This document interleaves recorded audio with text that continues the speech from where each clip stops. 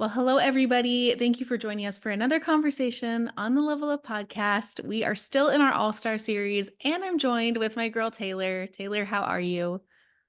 I am so good. We are sitting here in middle of June.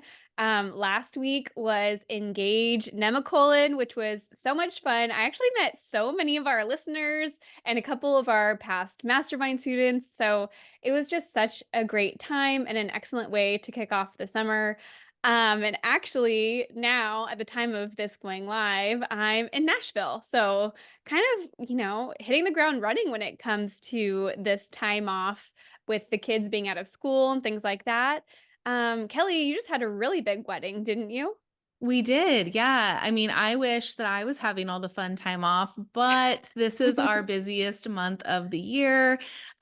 June it filled up really quickly last year, but it was with really cool events. So we were just up in Napa and kind of your territory, Taylor, 2 weeks ago.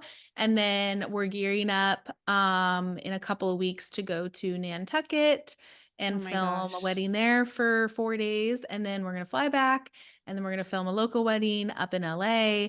And it's just going to be wildness. So, three Mm. weddings in a month is kind of a lot for Paul and I. We're more comfortable in like two per month. And especially if both of those two out of three are travel, it's busy, busy. So, And you um, have a newborn. I know you guys, and we have a newborn. The newborn came with us up to Napa, and that was really helpful. And a good friend came and like nannied for us for the weekend. So, there's just times when personal life and business life have to coexist, and it was one of those weekends. So, anyways, Mhm. let's get into today's guest because I absolutely adore her, Christina McNeill, who's a wedding photographer based in San Francisco. She's the epitome of cool girl to me, and I feel like that's her reputation throughout the industry. And she's one of those artist-led photographers, and I think that she's gonna inspire a lot of listeners today. Yeah, I really loved hearing her story. There's not that many filmmakers who go to film school, but as I'm learning, a lot of wedding photographers actually did go to art school for photography. And I think that it just translates to their work in such a different and unique way, which I really admire. I actually really love Christina's work. I've been following her for so long. So, slight fangirl moment for today's episode for me personally. But we know you guys are going to love this one. This is the Level Up Podcast. I'm Taylor Petrinovich, And I'm Kelly Gilster of 618 Studios. and we are on a mission to help wedding filmmakers and photographers level up their businesses so you can make more and work less. We want to help you confidently take your business from mainstream to luxury, and it all starts right here.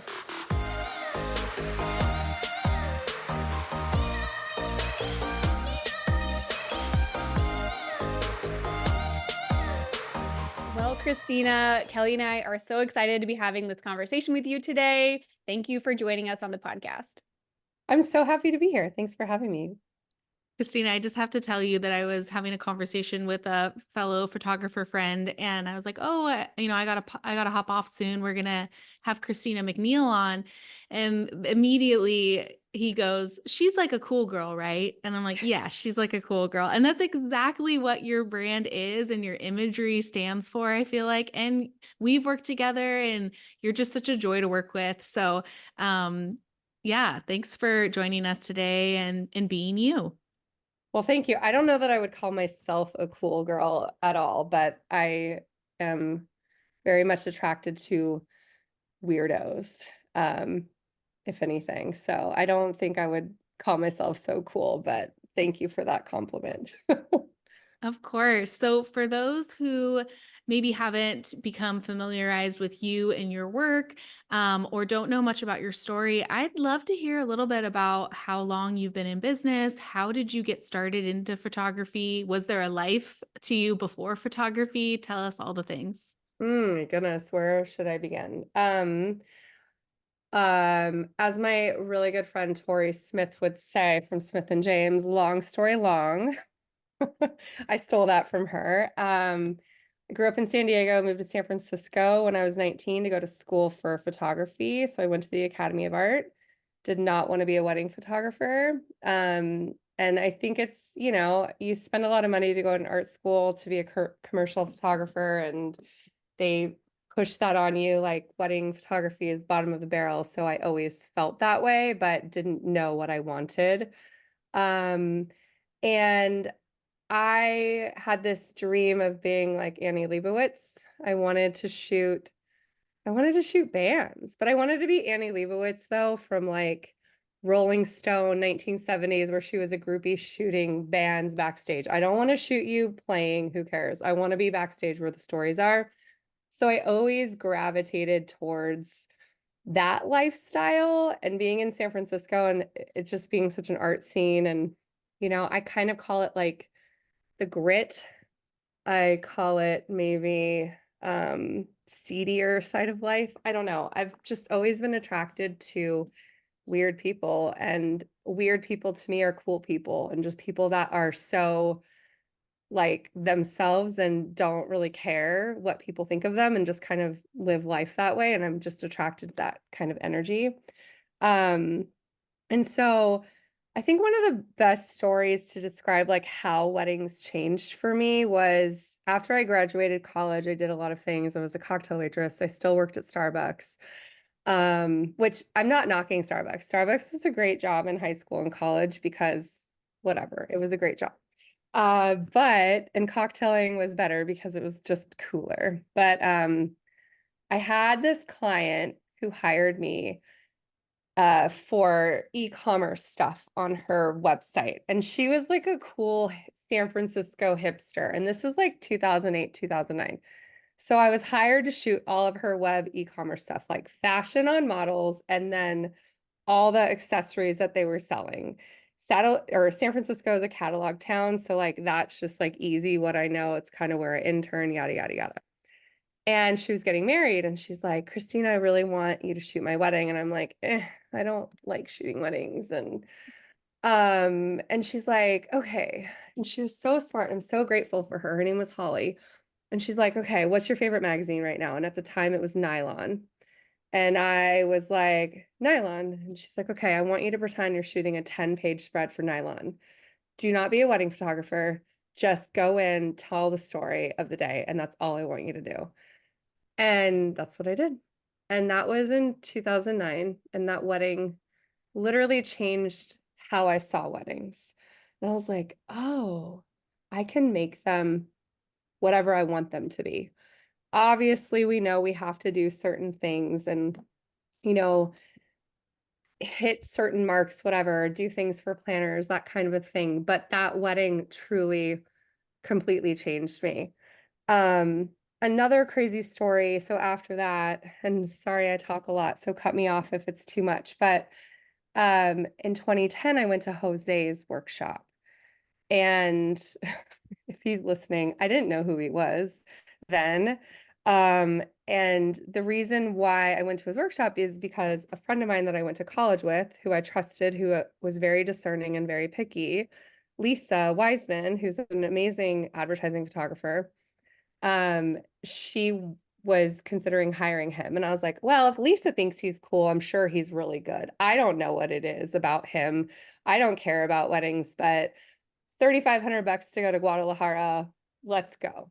And so I went, and I went with zero expectations. Like, I'm not here to be a photographer. I already went to college for it, and kind of in an art school snobby kind of way. Um, and it blew my mind. It literally blew my mind. And I'd never experienced anything like that. And I was like, wow, I actually like this. And, you know, you get your portfolio read, and I don't remember exactly who it was that said this, but it could have been Joel, it could have been Jose, it could have been, I don't know, Mar, who was there from Team Hair and Makeup. But regardless, that's not important. But they said, your wedding work sucks. I mean, they didn't say that, but they're like, your wedding work is boring, but your editorial work that you've done over here is amazing. How can you blend the two? And so I was like, okay, this is going to be hard work. So, you know, we're coming at, maybe this was 2010. And then 2011, it was like, okay, I'm going full force. I'm going to, change my name to whatever dumb name I chose before. I'm not going to say what it was. And when I was like, okay, here's Christina McNeill. And that's kind of how it began. And then, through that time, I was also a studio manager for advertising, two different advertising photographers. So I always had a second job. More so just because I was learning and I was still unsure where I wanted to be and where I fit in. I had also worked at two magazines, one I interned for and one I worked for. So I still was like just learning and testing things out. And then my job with the advertising photographers kind of fizzled, and I transitioned to working at Snippet and Ink, the wedding blog, in Mm-hmm. 2013. And I mean, that's another long story, but I, built my position there. I started from the bottom and ended up running the show towards the end. And, a big reason why it's not around anymore is because I didn't want to do it anymore. And I chose myself. So here I am And was shooting. that after Snippet and Ink, is that when you went like full time, you would say? Yeah. So I still was shooting weddings, the whole time, but I'm growing, and I'm just growing really slowly. And I think it also because I had that income, I wasn't just taking weddings on because I had to. So Mm-hmm. I was just naturally just following things and kind of just growing in my own way, but always going back to what that portfolio review that Jose said was blend the two. And also from art school, they teach you need to have your own signature style. Like you need to be able to look at your work on a wall without your name and know that it's you. And that is something that I chip away at all the time. Now, do I think every photo of mine hits that mark? No, but you know, I do think a lot of it does. And it looks like a Christina McNeill shot that. And that is really valuable and important to me. Um, I forgot your question, sorry. No, it was when you went full time. So you kind Oh, you yeah, yeah, answered yeah. it. Yeah, yeah, yeah. Oh, yeah, but I did and yeah, in 2018, I dropped Snippet and Ink, and for me, it was scary because 'cause I'd never not had multiple jobs in my entire life, and I always look at 2018 as, like, the best wedding of my career because I went full force. Like, I remember I had, like, 30 in-person planner meetings um, in like January, February of 2018. And I'm like, here I am, I'm ready to go. And like, I just kept booking all of these amazing things. And yeah, that's kind of where it started. I Long love story like long. I know, long I story know, love it. long. long story. I I mean, love there's it. so many And avenues to go, but yeah. yes. Well, it's so cool too. I love that you brought up the fact that you had this slow progression. You still had other income, but that actually served you really well in being able to be strategic about how you showed up in the industry, which I think is so true because there's such this pressure for photographers or videographers to feel like they're just like not I don't know what I'm looking for. Like they just don't feel worthy enough because they're not full time. But there's so much beauty in those years where you're just forming your business. And if you have the strategy in mind, I think that's the biggest thing. Not enough people go into it like knowing that they need to identify who their ideal client is, what their brand story is, all those things. And it's so cool that you had that wherewithal and then you used that strategy while you were, building on the back end, but had, you know, the income also to kind of allow you to do that.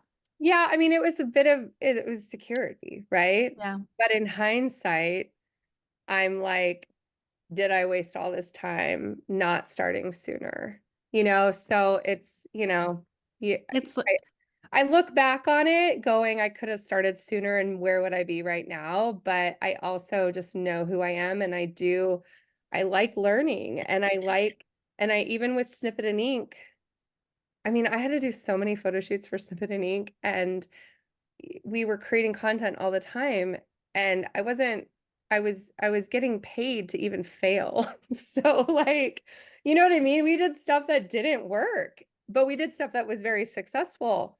All of that were lessons for me, and so Mhm. now if I'm doing something like someone comes to me and they're like, "Oh, I want to do an editorial styled shoot." I'm like, yeah, like I need some juice there. I'm not gonna do something that I know isn't gonna work.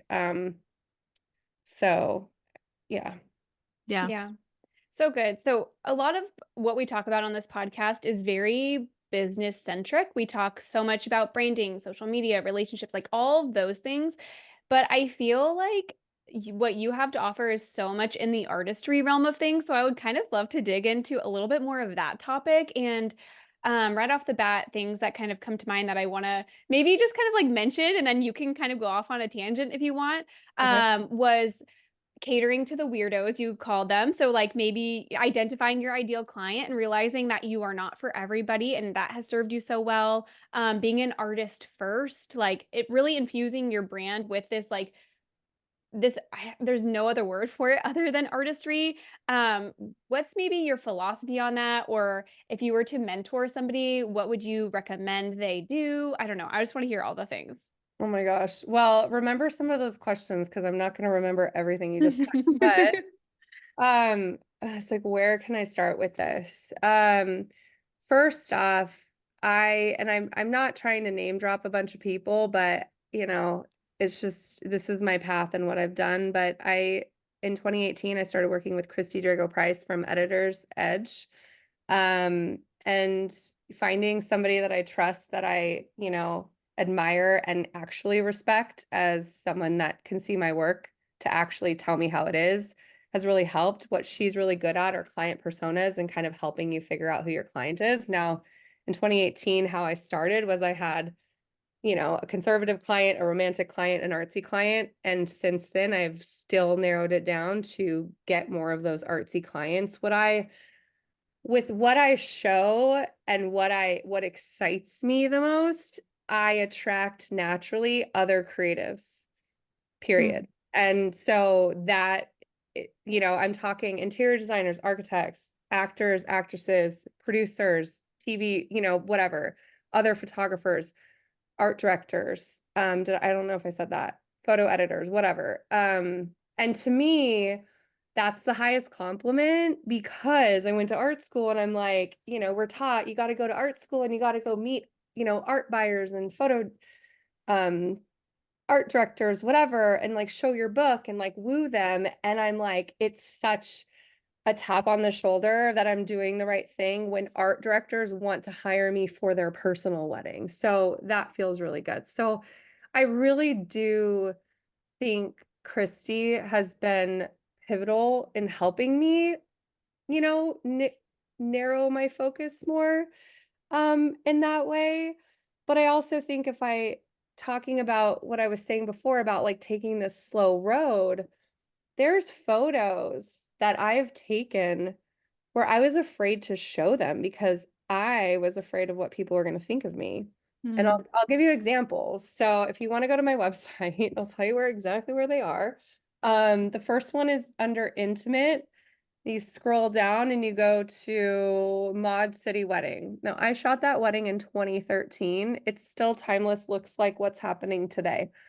Um, but there's a picture of this bride smoking, and she just has this like 60s vibe, like model 60s vibe, and so cool. And that was 11 years ago. I was afraid to share that because I thought 11 year ago wedding market wasn't gonna handle that kind of photograph. And it's like in that time, blogs were the it thing, and getting published was like the biggest thing on the planet. And I didn't know who I completely was as a photographer in 2013. If you like look at where I came from.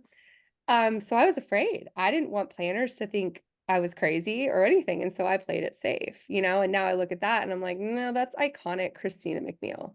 Why was I so afraid? And now as I get older, and sorry, I'm talking about myself in third person, that's really weird. Um, I wish that I just didn't do that. And I think today we can do that and just not care. Am I allowed to cuss on here? Yeah. yeah. Okay. I held myself back there. Um, we shouldn't give a fuck. You know what I mean? Like some people have come to me and they're like, how do you get luxury clients to get naked? And I'm like, I don't know. How do you get anybody naked? It's like, I know that's such a silly question, and I get it. It's because of the fear.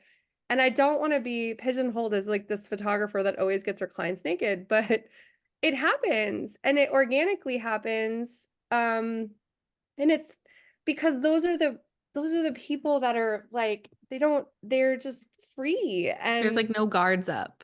right. And they're like happy. And now like, trust me, I think that like nudity, it still has to be done well. And I think when I do it, it's done well. Like it's just your butts. I don't need to see the front. That's not what this is about.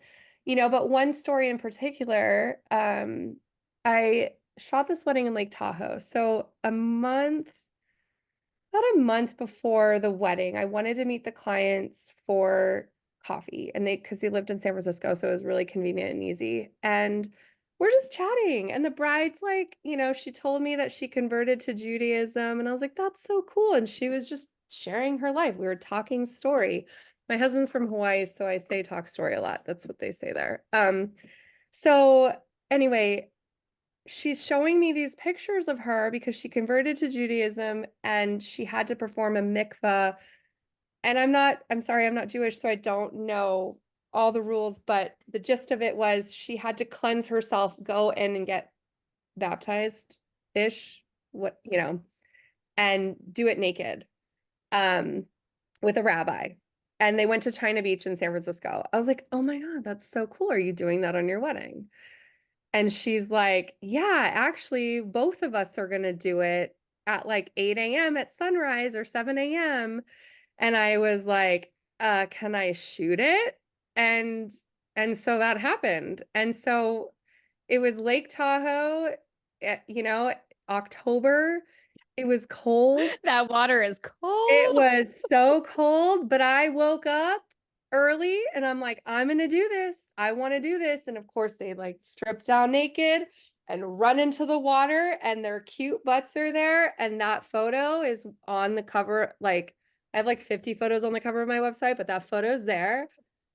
And like, not only was it a meaningful story, but it hits like this art vibe that I'm so about. Like, I want my clients to like hang the photos on their wall, and like I want their friends and family to come in and talk about the art. Like that's my whole drive and what I'm trying to do.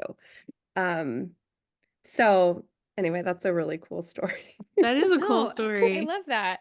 What sets you apart to me is you know exactly who you are, and at this point in your career, you're unapologetically you. And I think there's so many, photographers and filmmakers or other artists who are just starting out their careers, and they're really in the almost like shiny object syndrome. Like they appreciate so many different styles that they really have a hard time nailing down what is authentic to them. Do you have any words of wisdom on how somebody might be able to kind of narrow it down a little bit to find their authentic voice as an artist? Gosh, that's a really good question. I will say I empathize with you because I've been there. You know, Mhm. I've been the photographer that's been like, oh, I'm gonna, kiss the planner's ass and make them love me and do anything that you want.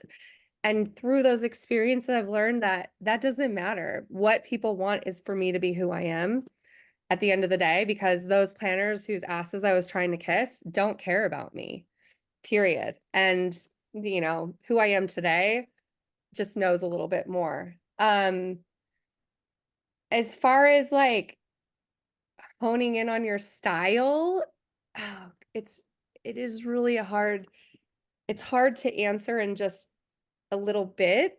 Um, I feel like for me, and I guess I can only speak from how I did it, was what I was inspired by and what excited me, and following that fire. And it's easy to like, even now with like the trends that are going on, it's easy to do like, oh, the cool flash photography, and oh, let's just take a picture of the cake on the table, like half eaten, whatever. It's like, well, where did that come from though? Are you doing Mhm. it because you're copying somebody and copying a trend? Or are you doing it because you authentically think it's storytelling and you're being a documentary photojournalist photographer? And so for me, because I went to school for photography, we had to go to a museum like once a week. We had to like study art on the walls. I spent so much time looking at street photography and just being enamored by like Gary Winogrand's work, Robert Frank's work, Diane Arbus's work, and just really just loving the storytelling in the black and white. And, if you look through my work, you will see that there's a lot of black and white, probably more than what other photographers do, because I freaking love it, because that's where I found my inspiration. And even recently I've changed, I'm playing around with how to describe myself because I think it's hard to, have one word. I don't fit in the fine art realm whatsoever. Not quite editorial, not fully documentary, whatever. So, but I really think my roots are classic street photography, and I don't I'm just attracted to that. So what I can say is just really like honing in on what excites you and what you really love and what you're inspired by, because I think at the end of the day, your clients want to just breathe, let go, and trust your eye no matter what. They're just like, I love what you do. I love your work. Do whatever you want. I trust you. And those are like my perfect clients because the proof is in the pudding, I guess. Yeah, Yeah. definitely dream clients there. And Yeah. that those dream clients, when they come to you with that level of trust, it's because you've instilled that trust in the strong brand that you've created, right? So Yeah. back in the day, so like we started in 2010, Paul and I, we got a lot, and I'm sure you got a lot of it too, where like clients are reaching out to you to shoot their wedding, but then they're pointing you to other photographers' work that they really like. And I Hmm. remember like being so semi-offended by that because it's like, well, then just hire them. Like, why are you Yeah. talking to us? Just hire them. But looking back, it was more so that we were just trying to be all the things for all the people and not Mhm. truly leaning into what our brand was and who our ideal client was, that we didn't give those prospective clients a chance to really resonate with what we would do. So it almost was like, no wonder why you were kind of like looking to somebody else in like, this is what I like here and I like this from someone else here, because our portfolio was all over the place. Well, and I mean, maybe you all can attest to this, but I've been there where I'm like, I can do it. I'll be there. You know what I mean? And try and be a jack of all trades, but ultimately it didn't serve anybody, maybe the client, but it didn't serve my portfolio or maybe even what the planner got out of it. Um, I don't think though any of this stuff happens overnight. Yeah. Perhaps Mhm. for some people it does. For me, it didn't. And I'm still growing. I'm still, I'm always going to be a student. I'm always going to be learning and wanting to, learn more. I don't just stop. Yeah, so let's talk about that because you had kind of talked to us about it, the fact that you see yourself kind of as a forever student or always wanting to learn, and I think that's so wise that like we never know it all. And as we work in such a rapidly, quickly moving industry too, I think that like having education or going back to our roots or learning from people that are doing things a little bit differently or having mentors is so important. You talked a little bit about attending Jose's workshop and working alongside, who was it again? What was her name? With Editor's Uh, Touch? Oh, Chris, Christy from Editor's Edge. Chris, Sorry. yeah, Editor's Edge. Um, what are some other ways that you feel like education or having mentors has served you well? I mean, I've done a couple of other little things. I did Joy. I mean, if anybody knows, she's changed her last name, but it was styling workshop. Again, that was in 2013, so that was a long time ago. And then in 2015, my musea did like a portfolio reading in San Francisco, and it was my backyard, so it was very easy to go. And there were several photographers there that did portfolio reviews. John Dolan, Meg Smith, Liz Banfield, if I can remember. There were a few others. And so that was a great draw. I don't know. I mean, I thrive in intimate spaces more than, the crazy parties. I do have attended Engage and I really do enjoy that. It's like a slow, step for me to kind of ease into that. It's relationships. Um, I am starting to mentor now, which is exciting, and I'm doing all the things that I would want as a photographer, and giving that away basically. But, to me, it is following what you get excited about, and I'm very gut centric, and so I'm like, oh, this sounds really cool. For example, right now I kind of have this like urge to, I think I would be a really great cinematographer, but I don't know sound and I don't know editing videos very well. And I'm like, this sounds intriguing. I really should kind of tap into that a little bit more and put something together that like speaks to me. But it's kind of a hobby at this point, but that's where I'm like constantly learning. I don't think that I don't like to be in the mindset of like I'm better than everybody. It's like everyone's at an equal playing field. And I think that, you know, when I put out what I want, I attract it kind of a thing. Yeah. I hope that answers that. I don't think it really did, but No, that's perfect. it's helpful. Let's talk a little bit about your mentorships that you're putting on because I think it was just last week I you know I put did a little a teaser. little tease, and I feel like the listeners would love to hear about this too. So Oh, tell me I'm- more. oh my God, I'm so excited. Well, when is this airing? This will be June airing. 13th, I think. June Okay. 11th. Okay. Mhm. Well, it might be sold out by the time it airs, but I will tell you about it. So a couple of years ago, I started mentoring a couple photographers and I did 2 6-month stints with 2 different photographers. And I didn't realize how fulfilling it actually would be. And I was like, God, I really love this. And I really love to energize people and get people excited and like really just help them. And my personality is very much blunt, tell you how it is. Like, no sugarcoating. Like, when people come to me, they come for the truth, no matter what. And that is a reputation that I am proud of. And some people like it and some people don't. But, I'm sorry. I am who I am. So with Sesh, that is what my thing is called. I invited 3 photographers to my home in San Francisco where we had a 2-day complete intensive. And at the end of it, I clocked 31 hours with them in 2 days of just portfolio reviews, brand audits, road mapping, anything under the sun. Ask me anything. No, everything's on the table. I'm not holding back, I don't give my Rolodex out, but um I'm here to be a mentor, so I want to help you. And this is how I do it because I respond best to tough love. And so the way I teach is very tough love. So I'm like, don't waste the 10 years that it took me to figure this out. I'll give you the map. Here you go. What do you want to do? Oh, you want to raise your rates? Okay, let me give you the map.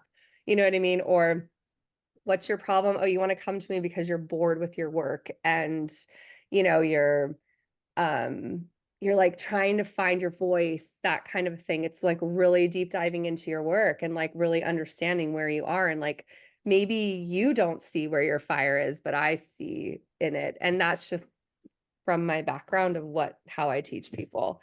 Um so that was really successful and really amazing. And I had a meeting with a planner friend a month and a half ago, and as conversations happen with me, we just start talking and dreaming. And I was like, oh my God, maybe we should do sesh together. So this next one that I'm doing in July is 3 photographers.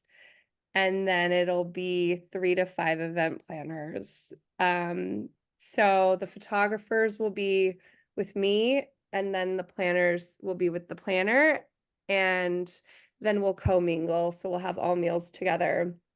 And then there will be an opportunity for me and the planner to switch and teach So portfolio reviews from the planner's perspective. And then I'm actually going to go in, and I know it sounds crazy to be like, I'm going to go and teach planners something, but I think there's a lot that I can share with planners in terms of just basic photo editing stuff, culling, just little things that I do. And that comes from my snippet and ink brain of like, let me just help you so you know how to do this, or like resizing photos. So, you get a super high res image from a photographer and don't know what to do with it, and you upload it to your website and your website's slow, that kind of a thing. So anyway, that's what's happening in July, and I'm very excited. And we are officially launching it next week on Monday or Tuesday and announcing it.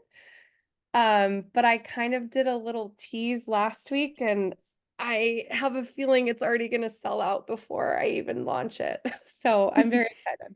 That's not a bad position to be in, though. That's so great. I'm just, Congratulations. thank you. I'm pretty pumped. I just think it's, you know, I'm giving people what I want, which is I do better in small groups and intimate conversations, and I like to go deep. I don't like surface bullshit conversations. I don't do well with that. I want to know what's going on, um and I want to create a safe space for people to feel vulnerable and people to be able to ask questions. And you know, I have no idea how it's going to turn out, but I have a feeling it's going to be really magical. No, That's it'll be so amazing. great. That's so good. And following like what invigorates you is going to serve each and every one of those who want to attend really well. Because if you're not passionate about it, it's the same thing with your like with photography. Like you can tell a photographer or a filmmaker who's really passionate about what they do, or if they're just kind of like going through the motions to check the box off on a wedding, the 25, 35 weddings that they have for the year. And it's just like, okay, done, check, check. Hmm. And the same thing goes for so many different facets of our life, including education and mentorships. Yeah. I I mean, that really resonates with me because maybe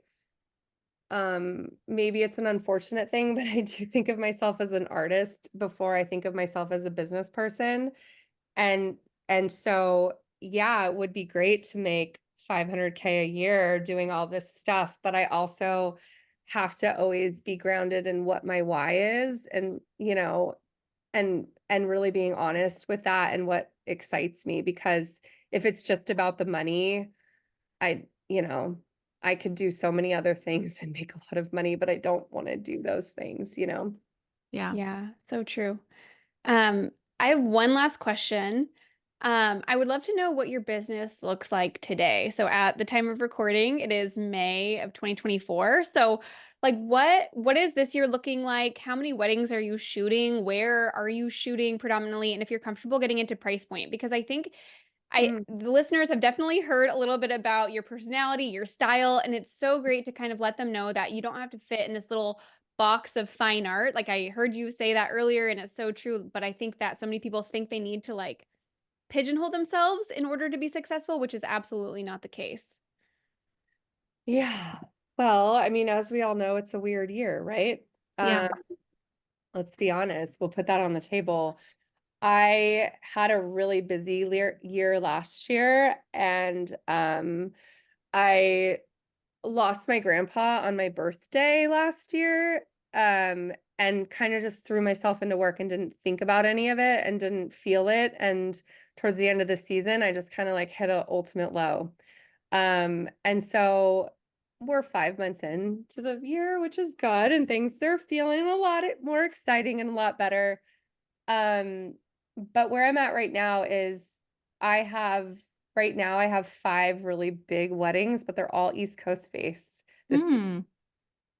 which is exciting, but the fact that they're all East Coast is like, whoa, what's happening?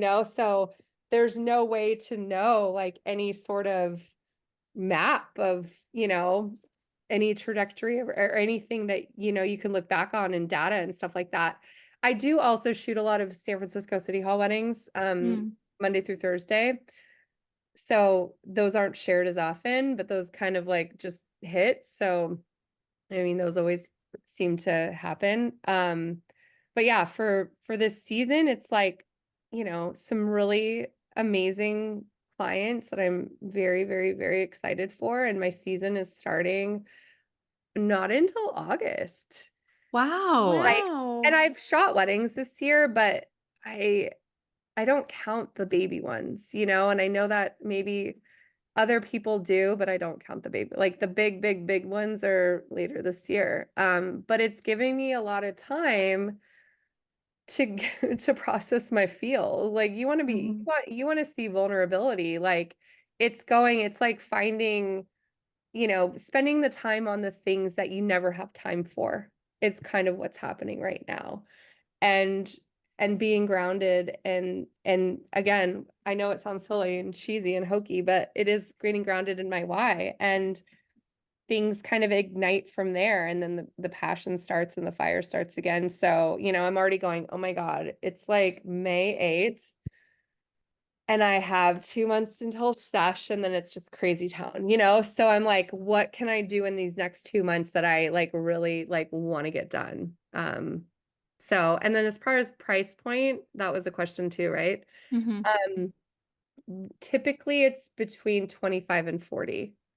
Cool. That's Yeah, it's just amazing. everything depends on what what is happening. Team Yeah. size, where all the things. Scope of days, all those things. Yeah, yeah. Amazing. That's so Yeah. great. Yeah, it is a weird year, but it's so cool to have like if you're truly excited about like the big ones on your calendar, that's worth so much more than having, say 12 to 15, maybe where you would generally be at. I don't know. That's kind of where Yeah. Paul and I fall as far as like comfort level, and we're sitting at like 10. Yeah. Um, but yeah, it is a slower year, but it's so great to feel so solid and go into a year knowing that like, okay, these are good ones. Like these are good ones. And and the cool thing for me is that each and every one of them are co- perfect for me clients, each one. So that's something I try not to get too woo on people, but like I am focusing on what I have versus what I don't have, or comparing myself to like all these other talented photographers and how busy they are. Doesn't matter. Like I think I've won already with like attracting the right person for me that is paying me what I'm worth and like trusting me. And that is what I'm most excited for, you know? That's awesome. Yeah. Well, cool. Taylor, any final questions? This has been so encouraging. And I know that I just love your energy and how you go about business and lead with artistry first, Taylor. And I always say you either fall in the category of you are more of a business owner that happens to have like a creative mind, or you're a creative who happens to run a business. I'm more in that camp, and Taylor's more of like the business minded one. Mhm. And both are awesome in like how they do it. But it's so cool to hear your story and the journey that you've been on. Well, thanks for having me on. This was really fun. Yeah, I Good, think I'm so probably glad. the most important question will be if somebody is listening to this and they have not yet had a chance to connect with you on social media or see your beautiful work, where can they kind of do that? At Christina McNeill, Instagram, christinamcneil.com. You could also do christinacristina.com, and it goes right to my website. Which is kind That's of fun. silly because I never carry business cards. So I'm like, Christina, Christina. It's easy to remember. Easy. Most people don't spell my last name right. There's two L's, but it should pop up with a quick search. Well, Okay, cool. and I am on TikTok, but I'm not really on TikTok. Same I over here. I feel like know. we all kind of are. Yeah, trying to figure that one out. It's fun to be a lurker though. It is fun. Absolutely. Well, cool. Thanks you so much, Christina. And we're excited to see everything that you have to share with these awesome weddings in 2024. Thank you. Thank you for joining us in today's conversation. Please help us reach more filmmakers and photographers like you by taking a screenshot and sharing it to social media. And don't forget to tag us at The Level Up Co. And join us again next week, same time, same place, as we continue to level up the industry together.